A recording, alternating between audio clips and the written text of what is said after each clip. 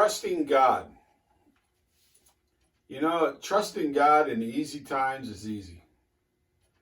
And trusting Him for difficult things is difficult. And I don't mean to make a play on words there. But when we're going through, I want to say, over just struggle we can't deal with in our own strength, that is really the time that our faith is tested and demonstrated. Rather, if when I face a insurmountable roadblock and I trust God, it speaks to the genuineness of my faith. Or it may speak to the lack of faith and my need to grow in Christ. I was reminded of this today as I was reading Numbers chapter 14.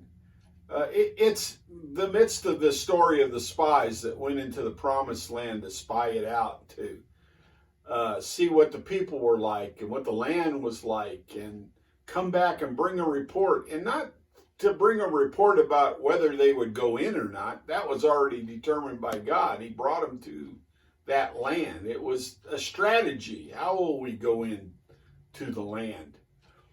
And yet it turned into one of their greatest defeats. Not because the people overwhelmed them, but because they refused to enter the land that God had given them.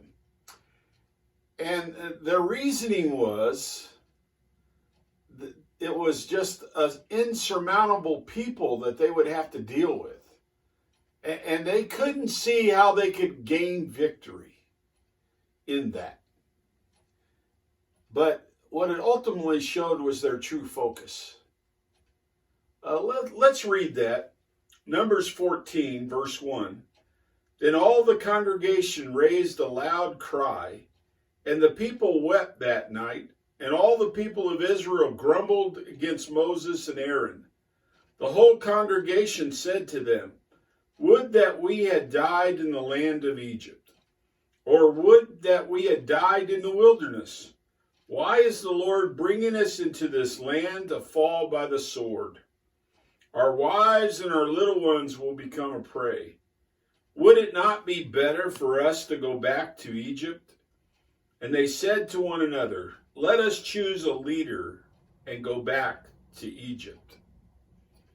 So they're screaming out against the leadership of Moses and Aaron that have brought them to this promised land with this insurmountable people inside of it. Verse 5 then says, "Then Moses and Aaron fell on their faces before the assembly of the congregation of the people of Israel. And Joshua the son of Nun and Caleb the son of Jephunneh, who were among those who had spied out the land, tore their clothes and said to all the congregation of the people of Israel, 'The land which we passed through to spy out is an exceedingly good land.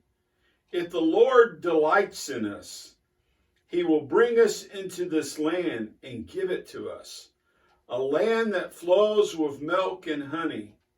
Only do not rebel against the Lord. Do not fear the people of the land, for they are bread for us. Their protection is removed from them, and the Lord is with us. Do not fear them.'"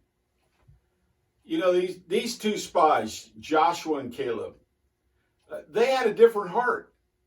They didn't see the insurmountable people of the land. They saw the power of their God.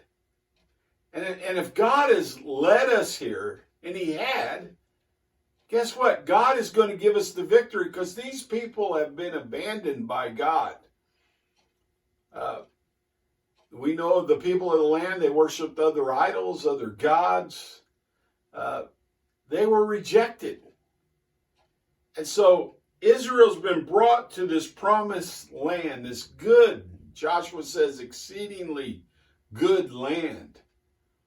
We just need to focus on God. We need to get our focus back on the Lord. How many times in our own lives, I know in my life, sometimes something will happen and it'll just drain my focus, and I start to panic. And I realize in that moment that I'm not trusting in God. That allow my eyes to be torn away from God unto the problem. And there's no victory there. We need to fix ourselves. We need to trust in the God who called us.